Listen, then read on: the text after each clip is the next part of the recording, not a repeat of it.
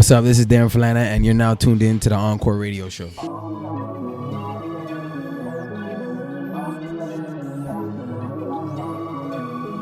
The views and comments expressed on the following radio program by its hosts and their guests do not necessarily reflect the views of... Wait a minute now. Phone calls outside, customer on this way. Passengers till I pass away. Lifestyles of the rich and fame. Waste the drugs in the ashtray. Smoking loud in that cascade. Showing out in that ballet. These are lifestyles of the rich and fame. I'm trying to get a Bushini account. My outfit probably talking more than your rent is about. I'm spending money just to make it, we getting it out. But that's the hustle, nigga, guess I just figured it out. Gold on my neck, goals on my check, holes on my dick, balls on the net. Niggas think I rose from the dead. Put the pressure in, they fold under that. Poo-poo niggas only trying to join the code for the DAC. No flash, doing shit that never was possible. All right, folks. Good morning. It's the Encore Radio Show. Live here. This is Wize Soul, as you guys just heard. Here with Derin Falana. What's up? Yo, I'm in Brampton. I'm in Brampton. Yo, and it's so since I've been here, this is my Toronto trip. Well, my Canada trip, matter of fact. And I've been to Toronto now. I've been to Scarborough. I've been staying in Mississauga, and now I'm in Brampton. And everything kind of seems kind of the same, except from Toronto. A little bit, it's more city-like per se, but everything seems pretty much the same. It's pretty dope, actually. So you've been at it since early 2012, right? So let's start there. Your name originally was The Flan, right? Yeah. So what were you thinking when you started with that name? The name, I was just, because my last name is Falana, right? So yeah. In high school, people used to give me nicknames, and I got like everything. Like I got Falana Banana, I got like Falanners, I got like Flan, I got a bunch. And I made a Twitter, and I wanted to use Flan because Flan was a name that I really liked the most. Just as a nickname. I wasn't even thinking about rapping at this time, but I wanted to use Flan, and it was taken, and the only thing that was left was the Flan. So by the time it was time to make music, Poe asked me, he's like, hey, what do you want your name to be? And it was already the Flan on Twitter, so I'm like, hey, just keep it. All right, so the name change. Sometimes a change is all that takes to kind of push you to the next level. So what inspired the change from the Flan to Derin Falana to your real name? I just feel like I wanted to grow as a person and an artist. Okay. I feel like I made the Flan when I was kind of like, I was young, so it's kind of like a young boy name. I can't. You're like what, 22 now? Yeah, I'm 22. I started when I was 18. Yeah. And like realistically, I can't be like 28, 29. And like the Flans, I can't walk on stage as a grown man and I'm still named the Flan. So I just felt like it was just the best move, just from a branding perspective and just definitely. So well, at least it wasn't Lil Derin, because then none of the I had dropped the Lil later. But I feel like that was the best thing to do. What does Brampton mean to you? Like, this is your hometown. What does it mean to you? It just means home. Like this, I'm the most comfortable with this place. Like I've grown up, I've seen this place change. Like I've seen like buildings that are now in place that were before they were land. Like wow, okay, empty just fields. Land. Yeah, like I watched my high school, which Sandwood Heights is just down the street. That place was just all like land. Like I watched them build it from top to bottom. Wow, okay. And now it's what it is. Like I've seen so many places, so many parts of Brampton change. Like I've been here for that long. So this place just means home. Like, from your perspective, how much different is it from Toronto, from Mississauga, from Scarborough? It's more similar to Mississauga. Okay. It's the least different, or it's less similar to Toronto, I should say. Because Toronto's a city, Toronto's busy, traffic. This place is super quiet. Like I can go on a walk in the summertime at 2 a.m. and just vibe out. You can't in Toronto, you can do that, but there's more noise, there's city noise. Like Saga is kind of the same. It's a suburb, so it's quiet, it's excluded. So that's what separates Brampton. I tried living in like the suburbs once, man. I was like, nah, I can't do this shit. It's secluded, for sure. But it depends on which suburb you're at, right? Yeah, absolutely. Okay, fair enough. So recently, you just got you got your music, and you were on the Tidal and Apple Music. Yeah, man. Top. That shit's crazy. Top new list. So talk about that. Like, how did that make you feel? Crazy. Okay. Like Tidal, and the funny thing is, Tidal, they follow me on Instagram. Right? Really? Yeah, and I checked who they're following. They only follow 115 people. I'm a nerd like this. I do like my research. Yeah, so they're only following 150 people, and then there's like it's Rihanna, it's like Beyonce, it's like it's Drake, it's Chris Brown, The Weeknd, and then there's me, and it's like why are you following me of all people? Like, you know, so it's kind of surreal in a sense, and to see my name on Apple Music and stuff, like it's crazy. Like, you know, just for the record, yo, Jay, Ree, all y'all that got Tidal, fam, can I get a follow back? Like, I've been pushing Tidal for so friggin' long, and I've been paying y'all my bread. Like, can I get a follow back, please? Jesus Christ, man. Anyway, so yeah, as more doors open up, you know, and accolades start to pour in fast, like, how much do you see your life actually changing? It's definitely getting busier. Like, a lot of people are starting to hit me up too. I'm getting more emails. I'm definitely getting the people like, hey, remember me from back then? Yeah, I'm getting that too. But it's cool. Like, it's changing. Like, it's kind of cool because, like, I like being busy. And it's not really work because I love what I'm doing. Yeah. So, like, it's just cool. Like, I get to do what I love more often, pretty much. So see, that's where I'm trying to head to. Yeah. I mean, like, I'm in Toronto, right? I'm in Toronto. Yeah. Let me express this real quick, right? So coming from the U.S. or whatever, sometimes there are cities that are so easily recognized that it's easier to say I'm from there than to say like I'm from other places. So the one that pops into mind is Boston. My best friend lives in Cambridge, but he tells people that he lives in Boston because it's that much closer. So if you tell Cambridge, you're like, oh, where's that in Boston? Where's that in Massachusetts? Like, I don't even say Mass because I know Boston. So anyway, so you know, everyone has their own individual goals, right? What they define as success for themselves. What would be successful for you for your career? I just want people to love my music. Like, I want people to listen to my stuff and feel good. I want people to demand more. Like, I want to make people feel good. Like, I want to help people in their lives. Like, I want to make people dance, all kinds of stuff. Because I don't make one specific. I don't even have a sound yet, but I don't make one specific kind of music. Like, I can make like a conscious record. And then like I can make a record that like makes you want to dance. So if I can touch people in all areas, then that I'll be successful. All right, so when you get comments on social media with praises, blessings for your songs and projects, you know, from people all over, like I went through your Facebook from time it opened until you know, as of just the other day. Same thing with Instagram, you know, like how does it make you feel? It's like, oh shit, like you know who I am, like it's you dope. Listen to my music. Really dope. Like, I get some of the craziest comments. Like, I got in my SoundCloud DMs, I got one dude who told me like he listened to Stay, the freestyle. Freestyle. He told me he got the courage to talk to some girl. Like, he lives in LA and the girl was in like San Francisco. Oh shit. Okay. And he told me that song gave him the courage to like write a love poem to her, and it was crazy. Like, I'm like, bro, that's crazy to me. And I told him like, yo, I hope that works out. It's a long distance, but hey, like it's crazy. Like, you gotta get an update on that. See what happens. Yeah, I gotta hit him like in the DM and I like that. Oh, but man. yeah, like, it's dope, man. It's like I can't even. I would never have imagined. That's the one thing that I personally that I envy of musicians, because it's like, yo, like something that you say about how you feel, right, could affect someone else. Someone from wherever. Exactly, man, that's crazy. That's like the biggest thing with Drake is like, true, and even Bryson Tiller, like people connect. So a lot. I mean, there's a lot of people in that lane now. I'm starting to realize, like, with that, it's so funny because like I want to define it as trap soul, but then because Bryson made his debut project, trap soul, it's like I don't really want to. But anyway, there's a lot of people in that lane, man. Like, I was just talking to someone the other day, and they were telling me about this artist named Division that signed to OVO, and I was like, wait. And I listened to the music, I was like, wait, yo, he's like in that lane, but then not really. And then there's Tyus out in Portland, like, yo, that's. Tyus sounds a bit like Party. He's dope as hell. Yes, like, he is. I have a lot of his records. He's dope. Division is like super soulful, old school, 90s kind of. But he's a little. I found that he's a little older too, like 30 something. Yeah. I personally think, at least, that the best music comes from moments of struggle and triumph, right? So, what's been the toughest moment outside of music that you've had to deal with? Juggling, like I'm in school too. So, okay, so where? Juggling, I'm at York University. Nice, okay. Yeah, so I got one more year left. But just juggling life kind of in general, because like I want to make time for music.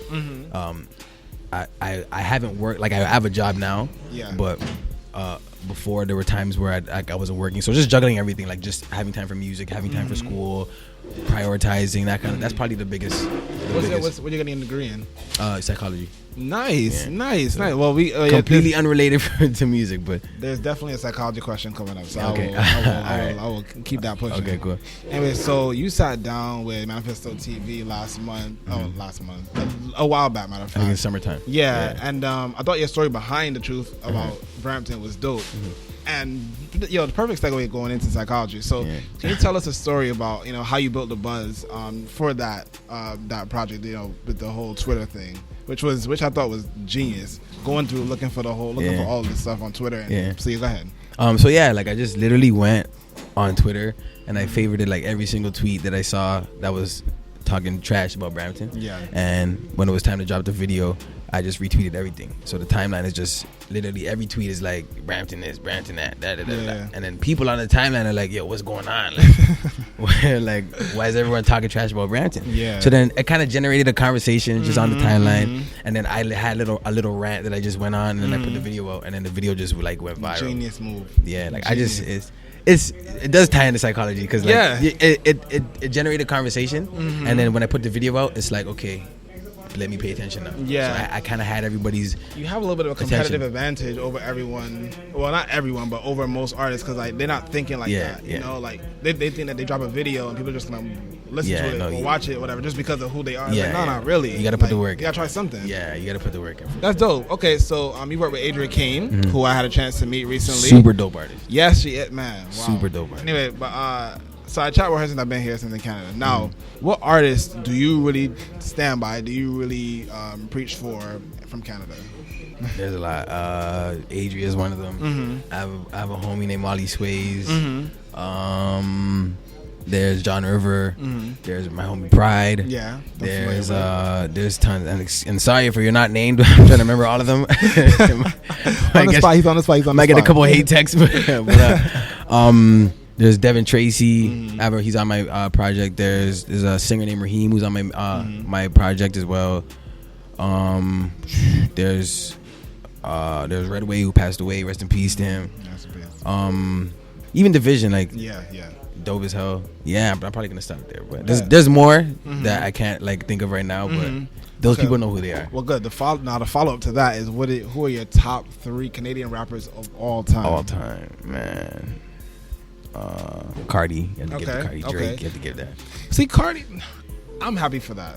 Right? You have to give him his like. Yeah, you absolutely. He's a definite OG. Bet. Okay. For sure. Okay. So Cardi, Drake, Classified. Okay. Yeah, Classified dope. Okay, cool. Classified dope. All right, so matter of fact, shout out to Poe. He's here. Yeah. So you and Poe worked together for years, right? Like about 3-4 years now. What's that relationship been like?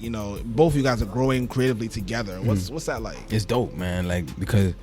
And not just I have an entire team. Like I have other producers that I work, 2 in-house producers that I work with, and he's one of them. And there's another one. His name is Lucidox. And like just the entire team, like it's dope because like as I'm growing, they learn more about me and they understand me more. So so for instance, when he's making a beat, he's like, okay, I hear Flan doing this over this, so he'll cater the beat to how I am as an artist. Yeah. And even with him, he's the photographer. Yeah. Like the same thing with the branding, and they're learning more about me. So like it's been dope. Like and even when he mixes records, it's like okay, Derin wants this, Derin wants that, Derin wants this, makes it this way, put this here, cut this out, that kind of stuff. So I think it's an advantage. Yeah, definitely, because once you become comfortable with your team, like it's easier to work, right? So. Yeah. Being able to know you and know things that you will like and won't like, whatever, it kind of cuts out a lot of the initial question that someone may have to ask. Like one thing that I see in New York with some of the artists there that I've spoken to is that sometimes they gotta start from scratch. Yeah. Like they start they'll start with someone when they're like 21, then like at 24, like it's a brand new team. And you gotta work basically from the beginning. I was like starting all over. I know a lot of artists, they do. The word is flipped. I'm losing the word right now, but they basically start over. They rebrand themselves over again, and they change their name and they change everything. It's like damn, like that must obviously suck. It's tough, because you have to start again, right? Yeah. So like having the people that grow with you is a lot better. Right. Okay. Sure. Let's talk about 905. All right. The 905 mixtape, right? It was your first project, right? Okay. So sentimental value is obviously there with the project, right? In retrospect, looking back. We're talking today. This is what February 20th, right? Looking back, I dropped that tape a year ago. Shoot. Yeah. Do you think that March 5th. Would you have been here? Nah. To be honest, I didn't even expect the mixtape to do the numbers that it did. Like it did. I think it's about 40,000 views, almost 10,000 downloads. Like I was expecting like 2,000 downloads, 10,000 views max. So just to even get those numbers off that project, like, and then to be here is like a whole different thing. So I didn't even expect that the tape to do as well as it did. Well, I know you dropped. I mean, it dropped on Hot New Hip Hop, so you already had like a little bit of a vault, right? So first off, where was the connection there? Hot New Hip Hop? Yeah, Hot New Hip Hop. I was on Heat Seekers. Okay. They have the Heat Seeker segment. Yeah. And then from there, like they just connected with me and they started to support me. So shout out to them too, because they're a big part of my fan base for sure. They're a big reason of my fan base. So shout out to them too. All right, so 905 is the area code for here for the Brampton, right? So the concept of the project, what were you trying to push to the listeners? I just kind of wanted to give people an idea of where I'm from. And just be like, this is the introduction, like this is me, this is where I'm from, this is what I do, like that kind of stuff. This is a very basic introduction to who I am as an artist. Like, I didn't want to get in depth. That's for the next project when I show growth. But that project was just kind of just to show people like, yo, I'm from the 905. This is where I represent. Like this is me. That was kind of the inspiration behind that project. Do you think that with Drake being that dude, Six God, right? Yeah. With him being Six God and basically, hovering over the entire country, basically, as the gold standard for rap. I mean, even my country, the gold standard for rap right now, right? Is it hard to kind of like get from underneath that umbrella and say, okay, well, here, this is specifically, hey, this is me, whatever. I'm not from the six. I'm from 905 or whatever. This is who I am. Do you think it's harder? I don't think it's. Well, to be honest, I just think it's hard to make it out of Toronto. Period. Okay. So okay. Like if you take in, for example, the route that Drake took, he went the long way too, right? So even he had like umbrellas, because there's always an umbrella over Toronto, just from the previous artist, right? So right now Drake has the umbrella, but for Drake to get on, he took the long way too. So I feel like if any artist wants to get on, you just have to take that long way. Like that's like Lane's is doing that right now. Like Lane's is taking the long way. He's been on the long. 7 years. Yeah, he's right been now, grinding. Yeah, so like that's just what it is. Like to make it takes time. Like even Kendrick Lamar was grinding for 10 years. G-Eazy was grinding for 10 years. That's just the way the industry works, right? So. But yeah, you know what? I people don't understand that. I mean, and sometimes, like, first off, I'm glad that you said that because numbers don't lie. Yeah. And you had a successful first project. Definitely exceeded expectations. But you still believe that people have to go the long route, right? Whereas there are artists who would drop a project and get 2,000 views and 500 downloads and whatnot, and they're like, "Well, damn, like, yo, I'm like, why nobody not hearing me?" And it's like, fam, like, you just dropped your first project. Like you got work to put in. Yeah, there's always more work to be put in. The whole process is about like this whole industry itself is really about like trust and recognition. And sometimes, like, of course, if you that hot, the recognition is going to be there immediately, right? But even those that are that hot still have to work. Like you could be hot in New York. Like there are artists that are fucking on fire in New York, and nobody knows about them over somewhere else. Shit, you 2 states over, they're like, who the fuck is blah blah blah. Not to shame them, but who is this? Who's that? That's just how. That's just what it is, right? Yeah. To that extent. So from 905 Project, right? What do you think is your listener's favorite track from 905? Yeah, I'd probably say With It.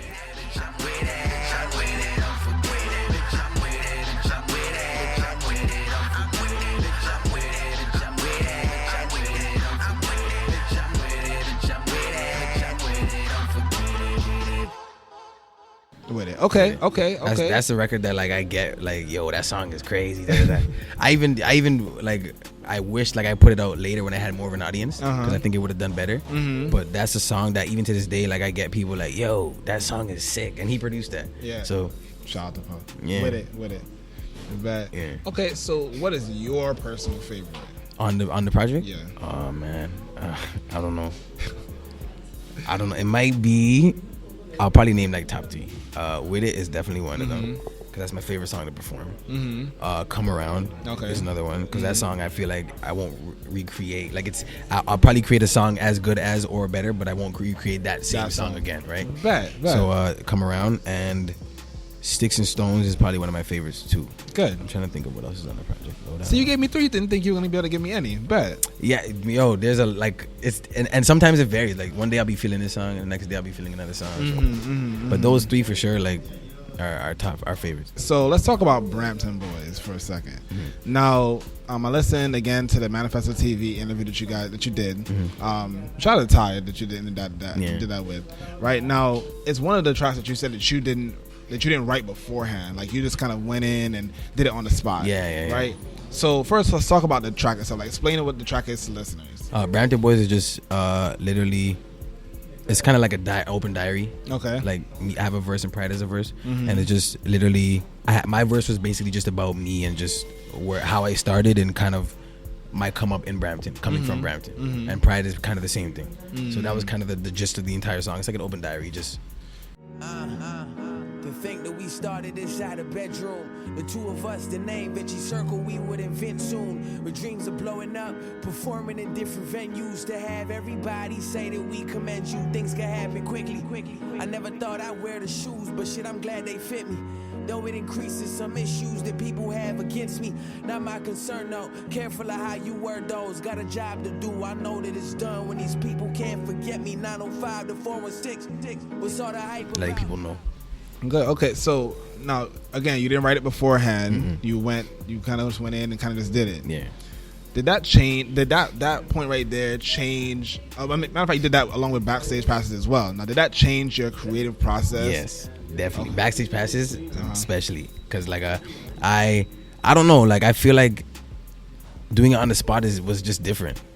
Like, I still do write beforehand, but now a lot of the way I record stuff is just on the spot, or I'll just get the melodies on the spot and I'll fill the words in later. If it's a record where I need to write a verse, I'll like take my time and pen the verse properly. But like, I feel like most of the time now is just on the spot, because I feel like it's better. Like, I mean, that's what I feel like I was gonna say. It's better. It's more genuine. It's just raw. It's just coming out straight. Yeah, it's coming out straight. It's organic, and you know, so like I don't have to like think beforehand. It's whatever I feel first. Like, someone told me, like, for artists would relate to this. So like, basically, when you're making a song and you're looking for a hook, it's kind of like the first melody that comes to your mind is what you should go with, because that's just what came naturally. So that's what will resonate with people the most. So that's the way I look at it with writing. Like, the first kind of words that come to my mind when I'm writing on the spot is kind of what I go with, so it's more natural. All right, so just kind of going back to your creative process a little bit, right? How much is your team involved in that? Like, in turn, like you'll lay down a track or whatnot, whatever. You'll be like, okay, like, this is what I want to go with, and they'll like, maybe not. Like, I want to change this, I want to change that. Like, is that kind of how that process goes? It's like 50-50. It's 50-50. It's mostly me and him. Okay. Me and Poe.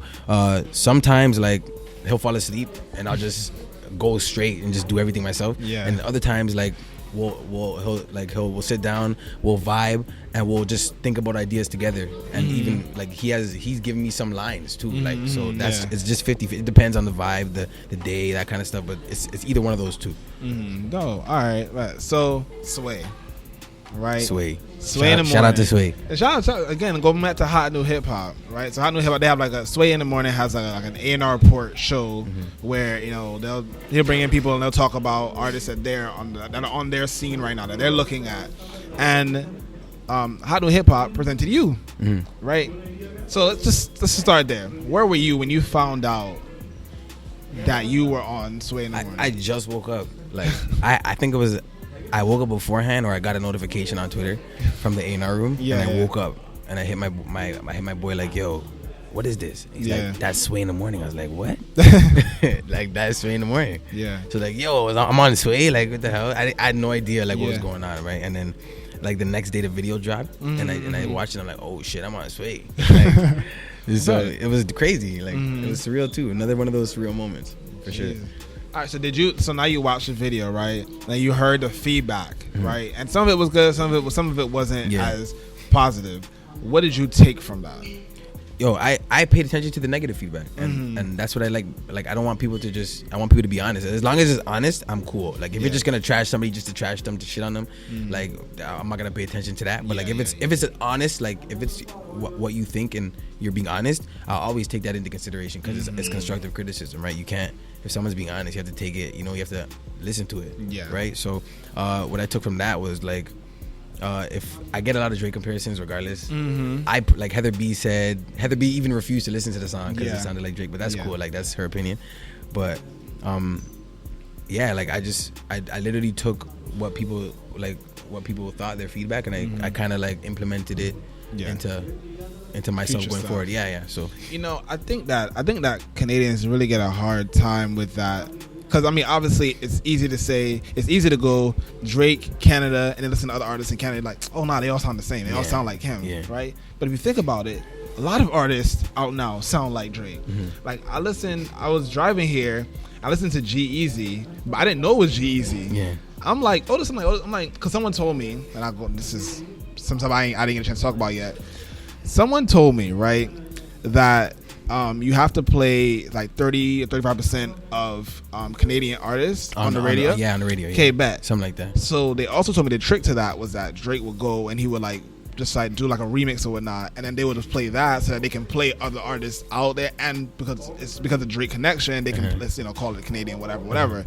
Right, so I thought so too, but from the G, so I thought G-Eazy was Drake for like half the time until in the car it's telling me who's there. I was like, G-Eazy, like the fuck, like that, like he had the entire flow down packed, and I was like, oh well, okay, so it's definitely not just Canada. Like, please, people understand, like, Drake is the number one artist out right now. Yeah. Period. I mean, I mean, there may be a hotter artist. Like I think Future in my mind, whatever. Like he's hot, but he's not better. Yeah. And obviously they're not in the same lane. But you look at if you want to go numbers don't lie. If you want to go, I look at it like longevity. Yeah, that too. Who can stay relevant for the longest time? Like Wayne, Hove, Drake.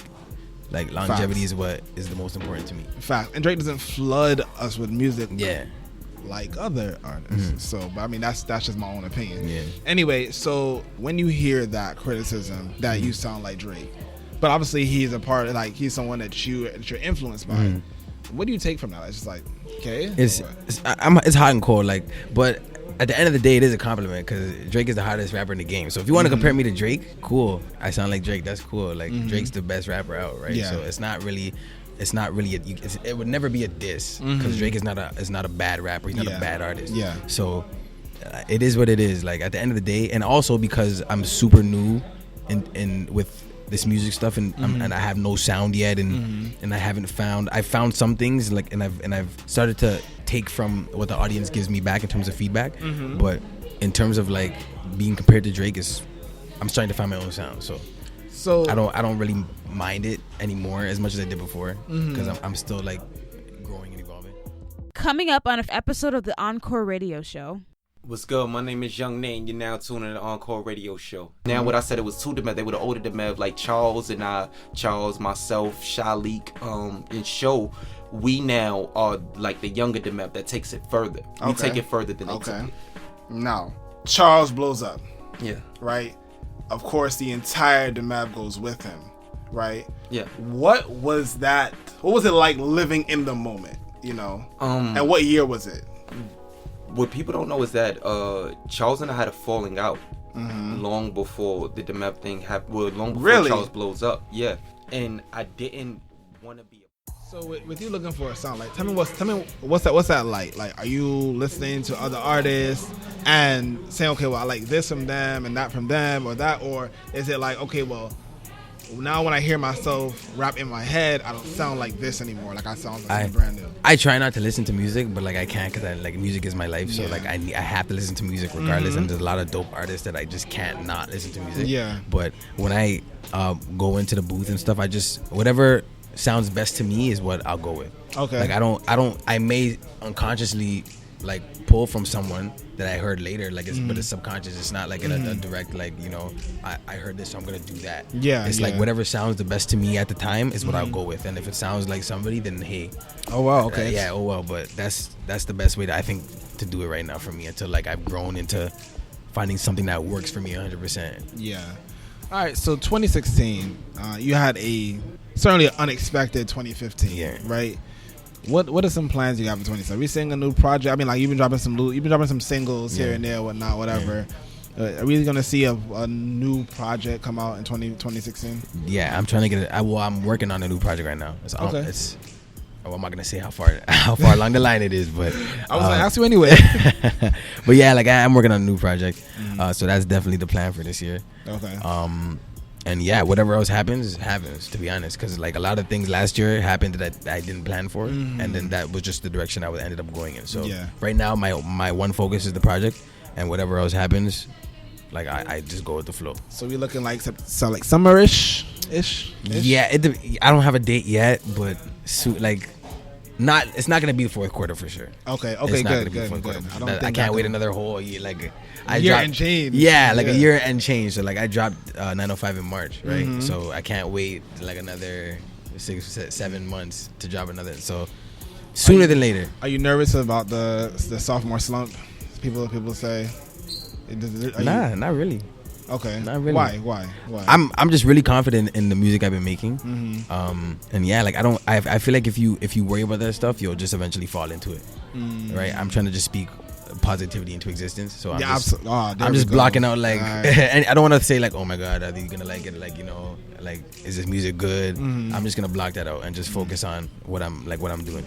So say you have like the project put together or whatnot. Outside of your team, who do you like reach out to and say, yo, like listen to this or whatever, let me know what you think? I have a couple friends that I have this one dude, his name's Nigel. He's super like honest. So like he's one of the dudes that like he's closer to Poe than he is to me, but that's one of the dudes that will play music for and he'll give his honest opinion on. Right? So like just people like that, like my manager also. Yeah. Well, he's in the team, right? But yeah, he's in the team. Yeah. People outside the team, like that's pretty much it, like just friends, like friends. Like I'll send it to he'll send it to his friends, send it to some of my friends, and we'll get the feedback and see what they think. Right. So did you have a 905 listening party? No. I wanted to, but I guess like it just got lost in the shuffle, so fair enough. It didn't happen. So will you have one for this project? I don't even know, to be honest. I wanted to again, but. Listen, if y'all have one, I'm coming up here. I'll let like if we're having one, I'll let everybody know. Like we'll hop on the bus and we'll make that work. We'll advertise it. Yeah, I flew up here this time and you know it was cool and all that. Whatever, it was like an hour trip, but yeah, I'll probably be taking a bus. Yeah, I'm a bus guy. Like I went to New York. I've been to New York one time. And it was only for a day. Like I performed at SOBs. Wait. It was only for one day. You spent 12 hours on the bus. Yeah, just for to stay, one day. Yeah, just to stay for a day. But to perform at SOBs, that is legendary. So you get. It's a really legendary place. And the day that the day before I got there, Rick Ross and Khaled and Meek Mill were there, and then the day after I left, Trinidad James was there. So like, if I stayed a day later or came a day earlier, I would have met someone. That was like what? When was that? 2014? 2013. 2013. Yeah. Damn, you performed at SOBs in 2013. Yeah, that's what's up. That's crazy. Eh? That's what's up. So what? Yeah, what did you? I was asking him. Yeah, Grams G, I think is one of them. This what's the dude's name? He's from this one guy from Houston. I remember Grams G for sure. There's another guy from Houston, and he had like top back in my Beamer. What's his name? I forgot his name, man. Okay. But there's that guy. He was dope. Who else? Denzil Porter. Yeah. Oh yeah. Yo, Denzil Porter was the first person for season 3. Yeah. Denzil. That is one of my closer personal friends in the industry. I fucks with him like heavy. Yeah. So he was there. I have a picture of him actually. Yeah. That's I met him. Yeah. And then I think there's a couple I can't remember, but yeah, it was maybe 6 or 7. I was the youngest dude, 100%. But everyone else was like maybe 22, 23, 24 and up. I was like 18, 19. So. It was like 7 or 8 artists, and I just performed. It was dope. It was a good experience, just being in New York. Yeah, New York it's a good place to be sometimes. I'm gonna probably come out again. Soon. Yeah. Yo, listen, my man, you come out, whatever, I got you. Yeah, I got you. I'll hit you up. I got you. But what's some new music you listening to? Some new projects, whatever. I listen to a couple. Like I listened to Lane's two of Lane's new projects. I listened to Tyus, Tiller, Drake, obviously. Who else? Chris Brown. Chris Brown's probably my favorite R&B artist. Really? Yeah. I dance, so like. Yeah, I heard. Yeah. He was like, because I was dancing even way before I started even rapping, like from like 10, 11. Yeah. So like Chris Brown and like Usher and like even though B2K, like You Got Served days, like way back. But yeah, like that was one of my first inspirations, Chris Brown. So like he's probably one of my favorite R&B artists for sure. I listened to him. Did you like Loyalty? Did you like his new project? His project was super dope. It was a bunch of dope singles. Okay. Cohesively, it was kind of lacking. Yeah. But the music was dope. See, so there's a difference. I tried. Couldn't do it. But nah, I don't. Like I don't know. When I listen to a project, I'm looking for a story. Like, cohesion. I figure I'm looking for a book, and I'm reading the book from page to page. Yeah. I can't like I'm just basically it was just like a it was like book. it was like a hitmaker album. Yeah. It wasn't like a what's it called? Good Kid, Mad City, or like a Take Care. No. Because those things those things will have be vibes. classics down the line. Yeah, those albums have vibes and stories and whatnot. Chris Brown, his album had a lot of hits, but just like I said, cohesively it was lacking. So fair enough. It depends on what kind of artist you are, right? If you're a pop artist, you're gonna make that kind of Pop music. shit. Yeah, exactly. So Basically. pop records have less substance. Yeah. And they're more catchy, right? So Okay. So did you have a chance to listen to The Life of Pablo? No, I haven't yet. Everybody has, but me. Like I'm late on it. I don't know if I have downloaded it. I downloaded the first one like of Spanish music. Yeah. that got everybody, but I haven't actually downloaded it. Yeah, I haven't actually, and I heard of like pieces of the live, like the one that was live. I watched. Yeah, so I didn't even pay attention to that too much, but I haven't downloaded the actual album yet. So yeah. You know, you got a DM title and be like, yo, fam, can I get like 3 months free or something like that? Like, yo, get me in, because I mean, I think that's the only place he's putting it for a minute. I don't think he's gonna put it on Apple Music for like another like week and change. Yeah. So yeah, just I don't know. I listened to it. I listened to the live event. Yeah. Then the day it came out, so I guess it was Saturday night going into Sunday. I listened to it, and but I haven't had a chance to listen to it again. Like I felt like I don't know, like it was cohesive. But I don't know about the replayability. The replay value? Yeah, like I don't know, like it didn't catch me. Like I need to play it like with my beats, so like really loud, just zone out, whatever. But I didn't catch that. I just played it like on my phone real low. And I heard 30 hours. Well, a piece of 30 hours. Yeah. I heard Real Friends. Yeah. Yeah. I heard that, and I heard No More Parties in LA. Yeah, well, those are the ones he dropped, right? So those are the singles that he dropped, but I haven't heard, like, I heard a piece. Well, I heard the first version of Wolves, like, way back when it dropped, but I haven't heard, like, Poe told me that the new version of Wolves is crazy with Frank Ocean. Yeah. I haven't heard that yet, but Frank. And like, there's like a Waves record with Chris Brown. Like, yeah, so I haven't heard those yet, but I'll get around to it for sure. Are you a Frank Ocean fan? Channel Orange is, like, I don't like bump him on the daily, but Channel Orange is super dope. Like, Super Rich Kids, Pink Matter. That whole dope. Right now, if I play that right now, I'd probably zone out. Yeah, super dope. Like, yeah, that's the kind of stuff that'll take you away to somewhere else. I was happy that I could see that Frank Ocean wasn't dead. Yeah, you know, he's been Ghost for Ghost isn't under fucking CP. I saw a tweet that said like Kanye West got Frank Ocean on his album before Frank Ocean got Frank Ocean on his album. I'm sick. Facts. It's like, yo, fam, like, where are you at? Like, yeah, he went away for a while. Man. You know, I don't know. At first, I thought it was that, you know, he said a lot and he did a lot with that project, so he could have taken a break. I just feel like he just took a. I mean, how long has it been? Like years. It has been easily 18 months, and I mean that might be since Channel Orange dropped. Yes, it might be even longer. It might be even longer. See, I'm like, Jesus Christ. And I'm like, yo, like, fam, it's been forever. And yeah. But you know, so who are some of your, like, who would you want on a project? Like, not, they don't have to be just Canadian artists, whatever. It can be anyone. Like, who would you like? Someone who's up and coming, buzzing at the same level as you, or someone who's mainstream? I like to work with Tyus. Okay. Sure. Chris Brown, obviously. Drake, obviously. I would like to work with Frank Ocean. I like to work with Frank Ocean. Yeah, Kalani too. Oh, Kalani, nice. Okay. Taylor. I can see you and Taylor making a fire song. I would like to make a pop record too, like with Taylor Swift or something, like to Ed Sheeran or something. Ed Sheeran. I would definitely listen. Yeah, I did a Taylor Swift remix to Shake It Off, and then I did. I saw that. I think it got pulled down because of copyright. Of course. But I also did like way back when, like I did a remix to One Direction. Like, wow. Okay. Yeah, which is like, so like I could like I'm talking back to versatility. Like I could jump on like a Meek record, and then I can go over here and then go on the Taylor Swift record. Now, do you think that's because of, you know, what you guys are hearing on like your land of terrestrial radio? Like, it's because of I've been driving, so now I spent the whole day basically in the car, and I just been bouncing between like 3 different stations, and you hear the same music. I definitely hear the same music, but it's a variety. Like in New York, we have like specialty stations. So hot power play hip hop. You won't hear Taylor Swift on either of those two, unless it's with Kendrick or something like that. Or like we have Z100 that plays like top 40-ish, like.